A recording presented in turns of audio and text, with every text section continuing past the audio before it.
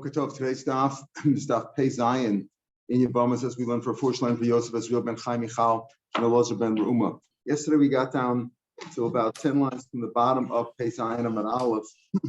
Bas Kohen Shnis Israel. So the Mishnah had said that actually at the top of this page in Pei Zion off the top, the Bas Kohen marries Bas Kohen and marries Yisrael is not allowed to eat truma.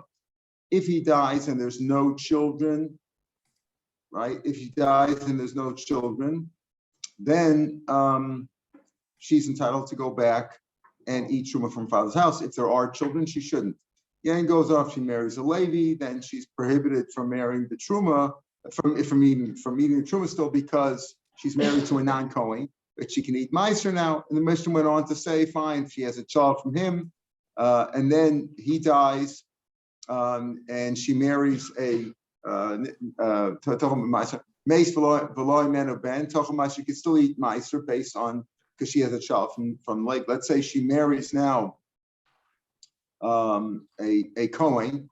So before she was married to Yisrael, she couldn't eat truma. Then she was married to a Levi, she could eat meiser. Now she's married to a Kohen, she could eat truma. And then it goes on. If each one dies, what happens? So the point is that a Bas Kohen, if she's connected to one of her previous marriages, let's say to Yisrael or Levi, she can't eat the meiser for Levi, let's say truma for a Kohen, because she's connected to him as long as she has a child. If the child dies 10 years later and she has no children left and she's a Bas Kohen, she can eat in her father's house. This is as opposed to the following case. Let's compare this now to a woman who's married to a man and she has a child with that man. So there's no, and he dies with no, and he dies just leaving that one child. So there's no yibum. Let's say she now marries a second man, and he dies with no children. Does he have yibum to the second man's brother? Yes, because the man that she died from goes by the man that she's married to. Yibum goes according to the current one. Whereas when it comes to eating truma, it looks at does she have children at all from the previous marriage. In other words, when a Yavama who lost her second husband with no children, so you say, well, did the children that she had from the first husband, does that count to pater her from Yibum? No. Look at the current one, right? Why should it? Right? That's the logic that we've been going till now. But the Gemara is kind of going to deal with that. Why is that? Why is that? You know, when it comes to truma, if she had children, even from if she's a Bas Kohen, she doesn't go back to her father's house. If she had children from any marriage, right? Any marriage to Yisrael, we're privileged. Let's leave the Levi out. Let's just look at the Bas Kohen marrying Yisrael. She can't eat truma because she has children. Whether she had children from this Yisrael or from another Yisrael, as long as she's any children who are alive, she doesn't go back and eat truma anymore in her father's house. Whereas by the Yavama, we don't look at the pre-marriage, that the children she had from previous marriages. We look at the current marriage. If her husband died, her current husband died with no children, that's it. So the Gemara is going to deal with that now. Why is it? It's really based on psukim, but we'll see. Tan Rabbanan, about talents from knowledge. Baskan Yisrael. Tan Rabbanan. B'shavel Beisavia. When does she go back to her father's house and eat truma? Prat l'shemeres yavam. Excludes the shemeres yavam. That's only if she goes back to her father's house, meaning her husband died, and there's no children. She goes back and eats truma in her father's house with this Bas Kohen, unless she's a shemeres yavam. Let's say her husband died, no children, and he left a brother. So she's still connected. She's not going back to her father's house because she's connected to the Yavam, right? There's a Zika there. Kinu Urel, as in her youth, part of a beres, that excludes the beres, meaning when she was a Nara, she wasn't pregnant yet, she wasn't married, right? So if she's pregnant, she also doesn't go back. So when doesn't she go back to eat? A Bas Kohen does not go back to eat in her father's house, even if there's no children. Number one, if she's a shemeres yavam. Number two, if she's pregnant, because based on the pasuk, you know, like Mar says, what do I need the pasuk for? You have a pasuk kinu rel beisavia, like in her youth, when she wasn't pregnant, she goes back to. But if she's pregnant right now, then she doesn't go back and eat in front of us. Why? Why do we need a pasuk for that? Listen to this. As I said before, this lady who was married twice. From the first marriage, she had a child with the husband. Second marriage, there was no children. So is she pater from yibum when her second husband died? No, because there's no children in that marriage. So the vlad from the first husband does not exempt her from yibum of the second husband. Also, ober kiyilod.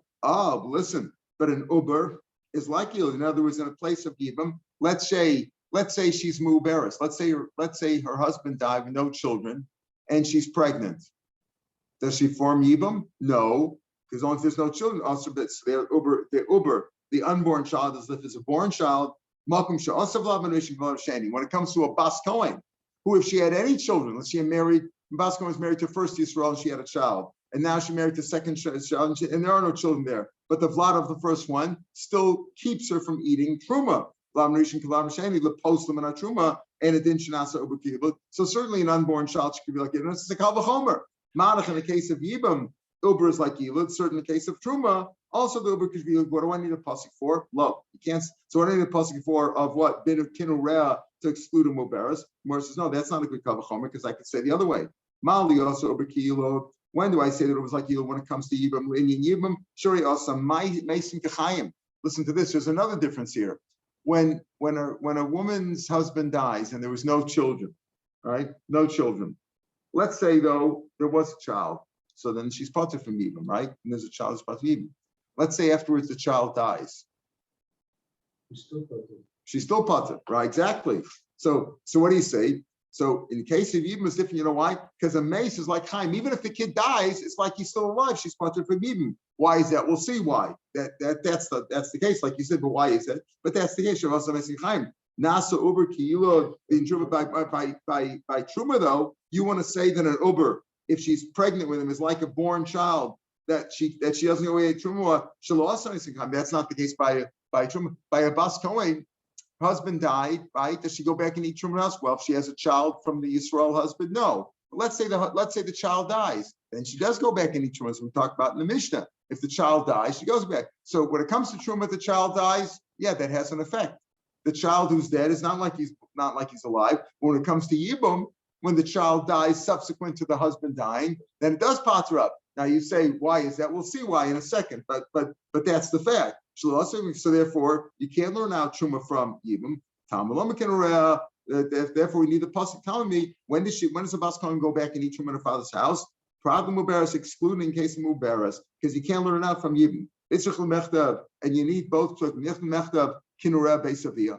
And as kinureh beisavia teaches me that if she's pregnant, she doesn't eat, and her husband died, this bas kohen, she doesn't go back in her father's house because she's pregnant. Kinureh. So that excludes muberes. But litzchul said, what does it have to say? Also zera ein law. When does she go back and eat truma in her father's house? She has no children. So it says number one, kinureh, excluding she's pregnant. Number two, excluding only if she doesn't have any children. Aren't they both telling me the same thing? I need both because of Rahman of Zerain law. Of Zerain law, you know why? Because there you'd say Zerain law, but if she has children, so it's her and her child, then she doesn't go back to her father's house because it's two different. She's now not just herself; she also has a child. In case of Muberes, she's still one person. There's only one person there. There's one person who's pregnant, but there's no two people there. Maybe she should be able to eat truma. When do you say it says Zerain? She has no children? Oh, you know why? Because before she was by herself. Now she has a child from the Israel, so she shouldn't eat truma in her father's house anymore after her husband died. But in the case where she's pregnant, where she's still one person, she's just with child, I might think there she could eat. So therefore, I need to tell me kinureh. No, she only goes back and eats in her father's house if she's not pregnant like she was in her youth. Because of Rahman Muberes, if because when Mikara Gufus Reika, you know why? Why can she eat? Why can she not eat when she's Muberes? Because originally she came in with an empty belly, so to speak. She was empty. She's full. I might think that if she's pregnant, she can't go back and eat truma anymore in her father's house because she's not the same person. Before she was empty, now she's full. She's got a child inside her. But in a case where she had a child already, so maybe it's okay. Maybe she before she was empty, now she's empty. So I'm gonna think she couldn't eat her father's house. Therefore, the pasuk tells me in both cases that she doesn't eat truma in her father's house after her husband died, whether she's pregnant or whether she had a child already. Okay, but again, we have that nafkamina. We say, if that child subsequently dies, she could eat truma in her father's house, right? But as opposed to Yibum, where we don't look at the child of the first husband, we look at the child of the second husband. Now the Gemara is going to deal with that. So we have a bunch of simanim here, and we pick it up from the fifth line. Amarle Rav Yehuda b'daskart l'Rava. So he asked him he's going to say a bunch of kalvachomers, which the Torah tell us other than what we know the halacha to be, and we'll see that it's based on psukim, various psukim. So he asked him this question: Lo nasa mesim k'chaim yibam. Wait a minute. When it comes to yibam, why is it we say if by a bas kohen whose children from Yisrael subsequently died, now she's childless, she can go back and eat her father's trust. Whereas by Yavama, she had a child, we say there's no yibam, but if the child subsequently dies, there's still no yibam, right? We don't say she goes back and does yibam. Why not? Why don't you say kal v'chomer? Lo nasa mesim k'chaim yibam. When it comes to yibam also, we shouldn't say if the child dies now, we don't say it's like he's alive and therefore the husband died with children. You shouldn't say that mikal b'chomer from mikal b'chomer from truma. Ma'amakum shasaf lav narishim k'lav nesheni lepos man truma. Ma'amakum when it comes to a bas kohen, whether she had a child from Yisrael the first time, or from the bas kohen who married Yisrael and then married another Yisrael, whether she had a child from either one, the vlad narishim was like vlad nesheni. She doesn't need truma. Lo asa mesim k'chayim. If the kid dies, if her children die, it's not like they're still alive, and she can go back and eat in her father's house now, right? It's not like she has children now. Once he dies, he's not like he's alive, the child. Okay, in the case of Yibam, where the Vlad of the Rishon does not save her from Yibam, from the second Lepotim of Yibam, because the second husband died with no children. So she doesn't help him. So here also, Mason shouldn't be like Chaim, and her child dies, she should subsequently have to do Yibam, even if the child dies after the father died. The ways of the Torah are pleasant, and its paths are peaceful. In other words, you can't say that. What are you going to say? That a man dies and he left a child and a wife, right? What are you going to say? There's no yibum, right? Okay, so she goes off and gets married to somebody else, like she's entitled to do now, right? She's supposed to be. Now the child dies. You're going to say, oh, she's married to the second guy, but she needs chalitza now from Shimon, right? Right. Originally, Reuben died and left her with a child. So she went and married somebody in the street. Now the child dies. What are you going to say? She's chayv yibum now? Okay, you can't give yibum because she's married. So do chalitza now. That's not going to be nice. She's married to some new guy, Yankel, and now she's going to get chalitza from somebody else. It'll be disgraceful to her. It'll be disgraceful. She'll feel her second husband will feel disgraced now. What, you're giving chalitza to my wife? Huh? Yes, she's an Ish, and so it's not pleasant. So therefore, when it says of there bain ein lo, when the husband dies with no children, means at that time of death. If he loses his child 10 years after he died, you're not going to say now she needs chalitza now. She's already remarried to somebody else, so it can't mean that.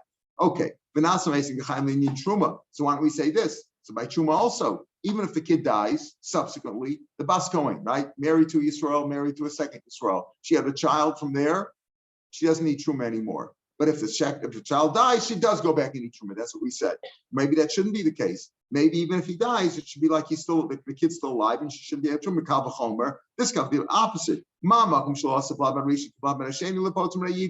Again, she had a child from the first husband, not from the second one. She still has to do yibum for the second one's family.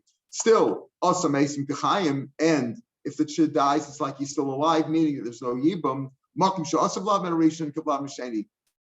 it comes to a bas kohen with truma, where it makes sense she had a child from the first one to the second one. Still, she's posting on a truma, and it didn't ask my time. So here also, why don't we say that by truma also, if the best bas kohen who has a Yisrael son dies, maybe also we should say no. It's like he's still alive and she can't eat truma anymore. Just like the case of Yibam. By Yibam, if the son dies subsequently, we don't look at that. So by truma also, if her son died in Israel, we don't say that he's dead and she can go back eat truma in her father's house. Say it's like he's alive. Talmud Omar, v'zera ema, she has no children. Look at the pasuk. You're right. The kal v'chomer works until you have a pasuk. It says when can she go back and eat truma in her father's house? This bas kohen, zera ema, she has no children. Now she has no children. Zera ema.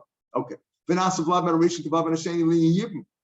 Gabi Yibam also? Now we look the other way. Why do we assume that if she was married to one guy, right? And she had a child. Now she's married to a second guy, no children.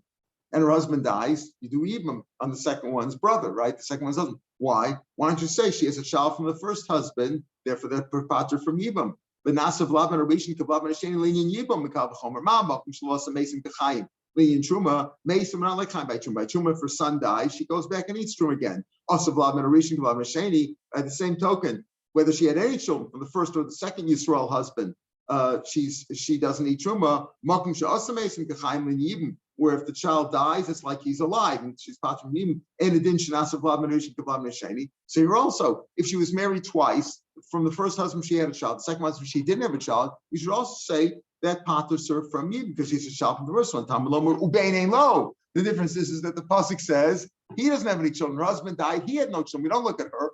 When it comes to children, it says zera ain law. She has no children. No children. She goes back and eats children. Even if the child died subsequently.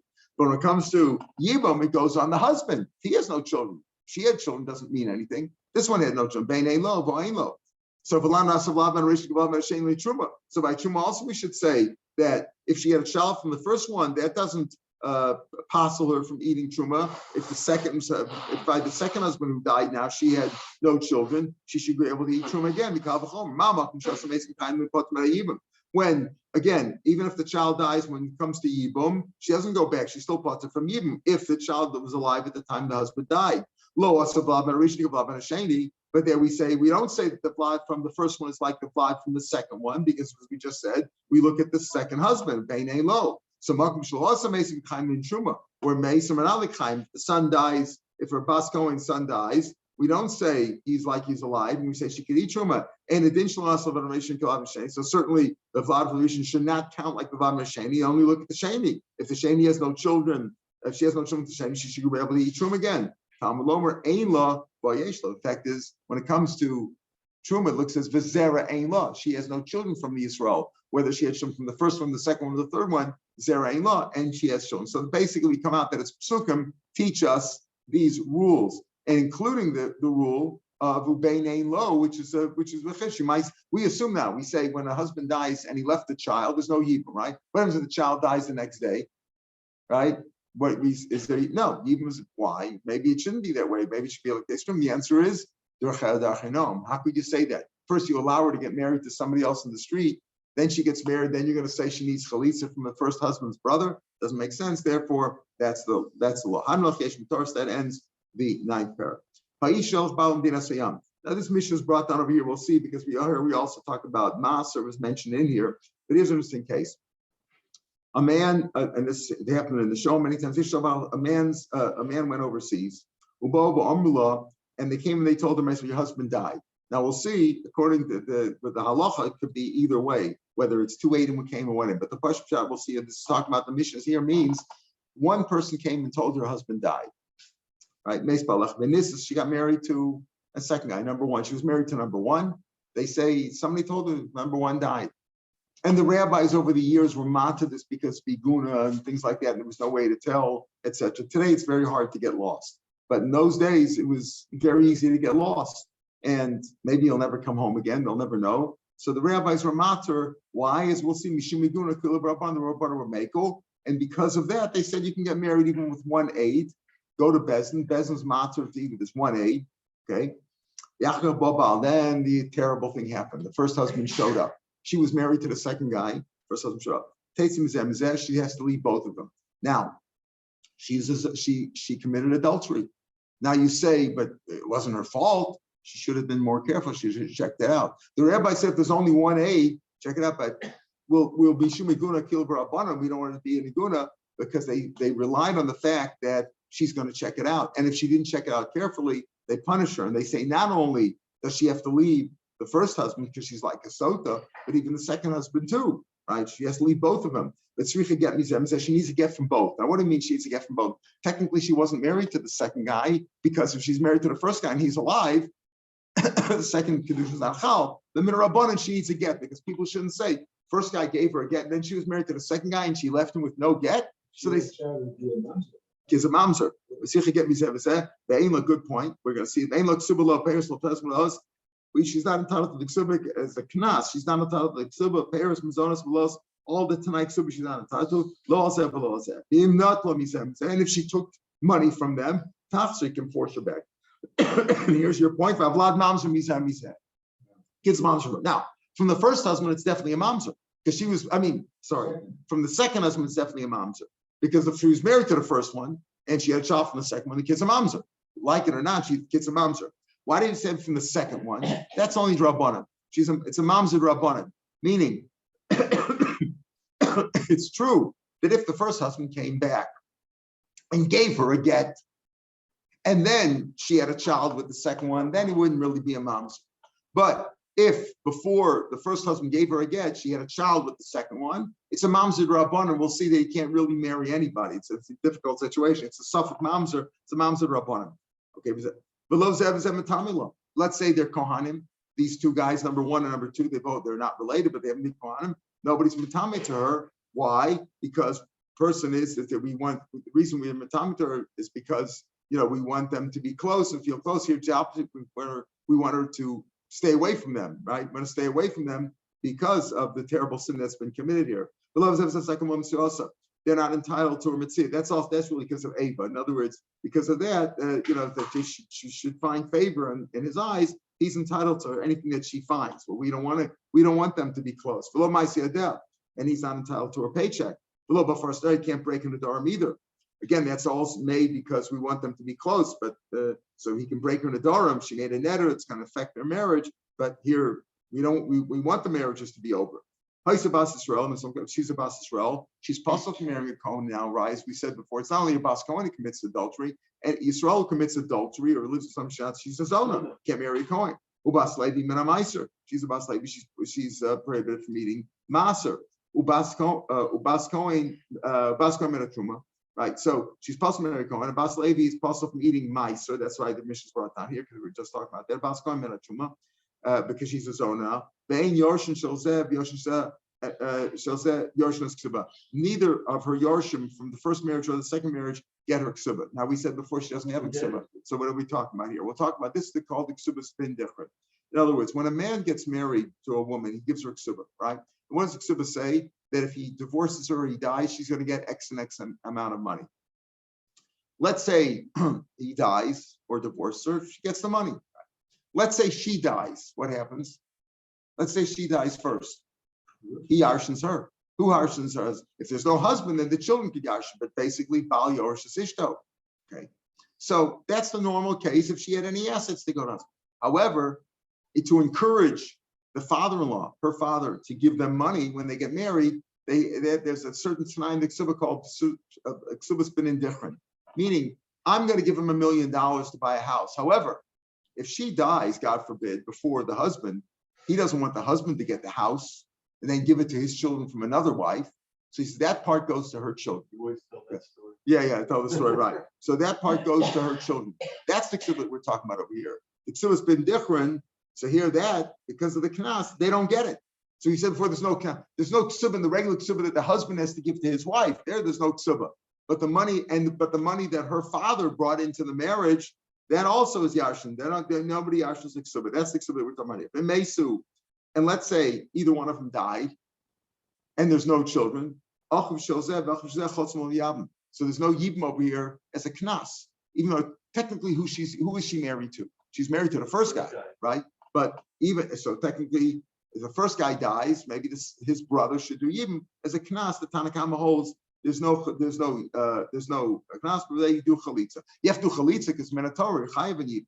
Rabbi Yossi says ksuba on the sibal rishon. Rabbi disagrees with the Tanna Kama. We have different opinions now. He says there is a ksuba from the first husband. The second husband's marriage wasn't really chal. Rabbi Lazar Omer Harishon Zakim Tziyasa. Rabbi Lazar disagrees also with Tanna Kama. He says no.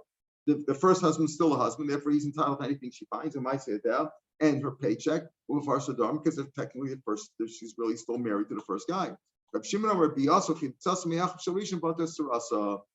He also says there is yibum. He said before that you do chalitza, that's a knas. He says no. The first husband's brothers could do yibum also, and that patters the tzara. In other words, that it's a proper yibum or chalitza, even though she sinned over here. Bein avlad mamzer. Man, mamzer, and the child's not a mamzer from what we just said.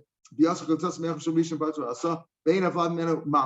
is a child from the first husband. What did we say before? From the second husband, it's a mamzer. From the first husband, mamzer Rabban says no, it's not a mamzer. Okay, so that's all. That's all So we have this machlokas here. Rav Yossi, Rav Eliezer, Rav Shimon, they're more makel, let's say, and we don't paskin like them. We paskin she has to leave both of them with all the chumras that we talked about before. This is shelo b'shus bezin. Let's say she got married without b'shus bezin, meaning it wasn't 1/8, it was 2/8. 2/8 come along and say your husband died. Well, nothing stronger than 2/8. She's entitled to get married to somebody else. Let's see if Rav Zesin, she's even allowed to go back to her first husband. You know why? Because that's like a girl who was raped, like an anusa. She was forced, it was against her will. If 2/8 come along and say your husband's dead, then we believe him. So she got married to the second guy, number 2 now, legitimately. Oh, wait a minute. It turns out that the first guy was still alive, so the second guy wasn't a marriage, but she didn't commit any sin, so to speak. There's 2/8. 2/8, nothing stronger than that. So she can even go back to the first husband. Okay. Now in the Mishnah is the next part is a second Mishnah. What do we mean by that? This is Alpi Bezin Teitzei. All right, we said before the Tanakama says if she got married through a Bezin, meaning 1/8, there was only 1/8, and Bezin was mater. So Teitzei, she still has to leave the marriage because she didn't check carefully. She's put in a carbon because Bezin allowed her to get married, even though it was a mistake. Lowness is not, and this is what the Mishnah says over here, but the psak really is that she'll spring a carbon because that's not a psak, it's a mistake. If it's brought down because of a mistake, something happened, a mistake, it's not their fault. It's like the famous case of 2/8 come along and say that Yankel was killed by Shimon. Shimon killed Yankel. Okay, we accept that, and we're about to kill Shimon by capital punishment. And what? No, 2/8 came on and said that. 2/8 come along and say Shimon killed Yankel. Okay, so we're going to kill Shimon now. Yankel walks into court. What do you do now? Nothing stronger than that. I don't care about the 2/8. It's a mistake. Even though you did it by the Adam and everything in Bezdin, they did everything right, but it's a mistake. So here Bezdin also made a mistake. So that's not Adam Zom. Adam Zom is where 2 other Adam come along and say, you with us in St. Louis on that day, and therefore you're liars. And then we commit to the first Adam what they wanted to do to the subject, to the person in question, right? That's the case of Adam. We're not talking about that. We're talking about there was only 2/8, and they said that Shimon killed Yankel, and therefore we have to kill Shimon. They're about to kill Shimon, and this guy walks in. You're right that it turns out that the first Adam were wrong, but it's not Adam Zom because it doesn't fit the rules of Adam Zom, which is Imanu Ayisam. This is simply they made a mistake. They made a terrible mistake, and they thought he killed him, and he walked into court. Okay, yeah. There's no second agent. Right, that's right. There's no second Adam. It's simply the guy walked into court. Exactly. Okay. So I'm just saying, sometimes the Bezin can make a mistake. So Bezin takes it 2 minute carbon. Okay, she's put from her carbon, says this down over here. Why? Because Bezin allowed her. Lowness up people. Let's say she didn't get married to Bezin because she got married with 2 Adam. Then Tate says she has to leave also. She has to leave the marriage also, according to this. But Chayevas become she has to bring a carbon because it wasn't Bezin. Yafakov Bezin's better, should put them in a carbon. However, the Mefarshim say, even though that's what the Mishnah say, halachically, she has to bring carbon either because it was Bezin's say. Hora Bezin, let's say Bezin said you're allowed to get married. And she went and she abused herself. She became like his owner. Bezin said you can get married. And she went and she was Mizana or slept with somebody she wasn't supposed to. I'll say, even then, even Bezin allowed her to get married, not to go around and fool around. But either way, the fact is that she has to bring carbon either way. And we go like the Tanakama, that whether she got married with 2 Adam, meaning she was an Anusa, either way, she still has to leave the marriage, right? Because we give her a Kanas. But the real chiddush over the Mishnah is that she's allowed to get married with 1 Why is that? Next one is going to deal with now. So Minikani say for this since we say in the Sefer, she got married without Rishus, meaning with 2 Adam, not Rishus Bezin, but just because 2 Adam came, Muteris Lachsolo. According to the Tanakhama, she's allowed to go back. Shalobishus Bezin, right? What does that mean? Elabaidim. What does that mean? This Shalobishus Bezin, she's allowed to. Why does that mean? What does it mean Shalobishus Bezin? She had to proper Adam. Therefore, she didn't do anything wrong. Michal Deresh, Bishus Masma Deresh, speaking about Rishus Bezin. Ubeid Echad. Almeid Echad Neman. So you see, 1/8 is believed in Torah. Where do we find that?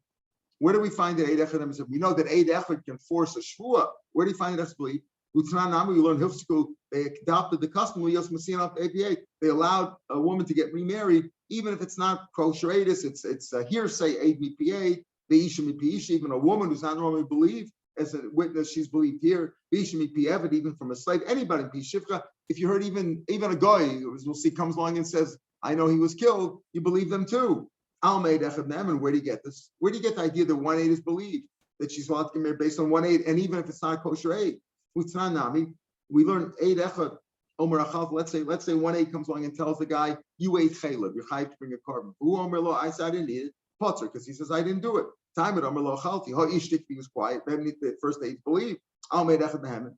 Minoraisa. He's believed because he say, how do you know it's minoraisa? Because you bring a carbon based on that.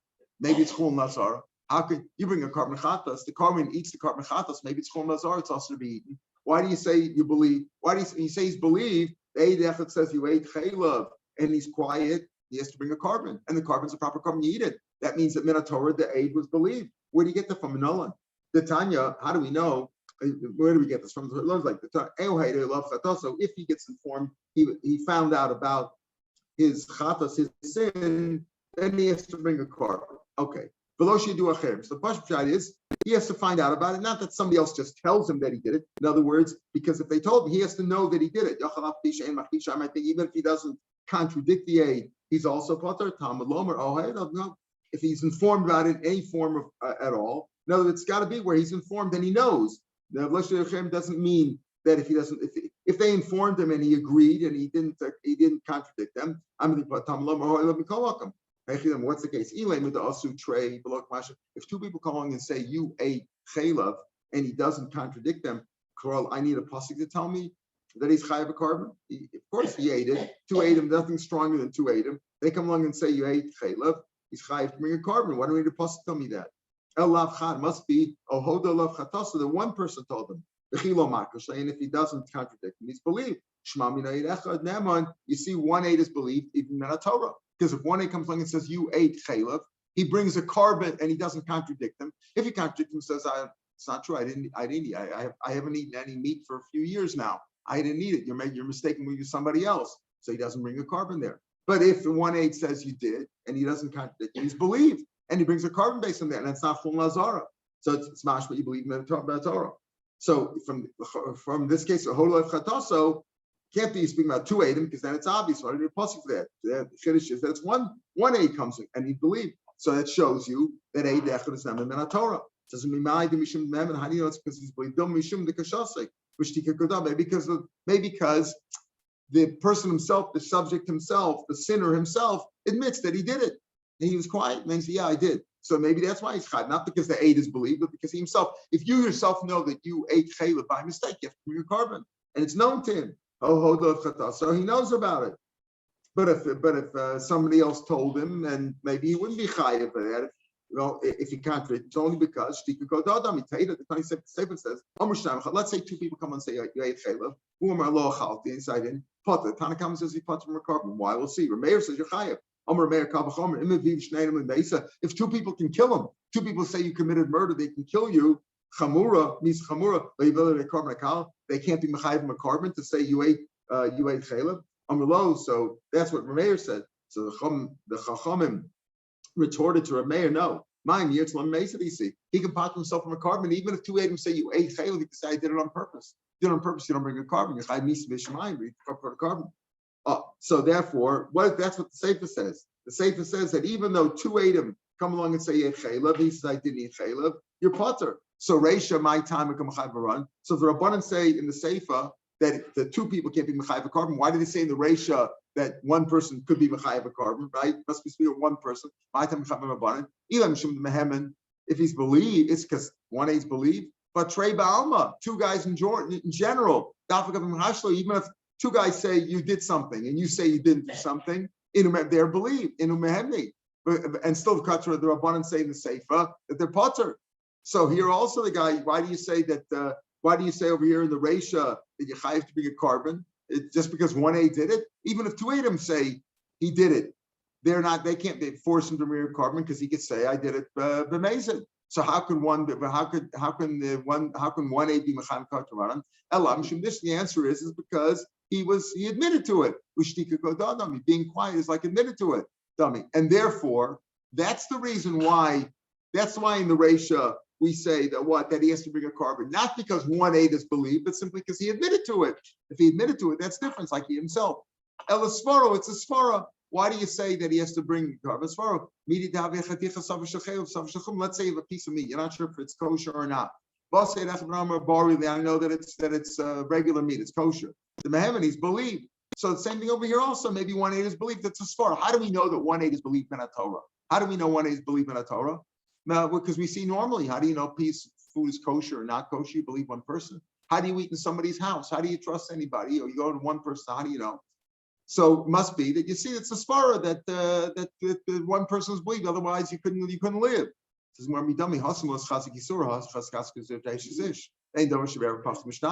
That's different. There, you don't know that the meat was. Let's say you walked into a treifa restaurant and one guy comes and says, "Trust me, it's kosher here." They're serving. They got ham hanging from the ceiling there. Trust me, it's kosher. Of course, in kosher style, you wouldn't believe the guy there. It's different when there's no chazakah, there's no presumption that it's not kosher. Then you believe one guy. But if there's a presumption here, there's a presumption the woman was married. This woman was married to number one, right? And now 1/8 comes along and says, no, he's dead. Why would you believe him? So we'll see. The Gemara will continue the Gemara here tomorrow. It's Vadachayim comes, it's not kosher, lo mehemen. So the Gemara goes on to figure out what's going on over here. Why should 1/8 be believed? Minat Torah, where do we see that? And the answer is going to come out to say, really, 1/8 is not believed. But because of an iguna, and this happened many, many times, and there were shilas with rabbis over the generations when a person went on a business trip from Poland to Russia and didn't show up for 3 years, and they had no evidence or anything. And some guy who was drunk says, I saw him killed in a bar in Shribatovsk or Donetsk or one of those places in Ukraine. You even rely on that. And they say, what do you mean? But that's not halacha. He says, listen, the woman's in front of me. She's crying over here. What do you expect me to do? And I relied that the Baruch Shalom will give me a chazaka to my, strengthen my psak because I'm doing the right thing. Oh, but that's based on the fact that we're matter her to get married, even any witness in the world, because she wants to check it out, because she doesn't want to wind up with this situation. So the Gemara is going to come out. But still, we also tell her, okay, we'll be makel, but you better check it out yourself. Do everything you can, because if the husband shows up, if number one shows up after you marry number two, you're going to have all these problems. No ksuba, mamzerim, all these things that we said over here. So because of the kula that they gave her, get married, they're machmer in the sof, we machmer at the end, so that she should be careful and check it out carefully. But basically, 1/8 is not believed. You put the burden on her, exactly, because and therefore we're makel for her. We're allowed to do it now because we're going to put the burden on her. Because if it doesn't work out, she's going to be in trouble. And later we're going to see that according to the psak, even if 2 Adam came along and said that the guy's dead, and that's good enough. 2 Adam is as good as strength in anything. Still, she should check it out, because if the first husband is going to show up later on, the kids from the second marriage is still a mamzer, because the fact is she's married to the first guy, right? So all these problems are going to exist even if there's 2 Adam. All right, we'll pick them here tomorrow.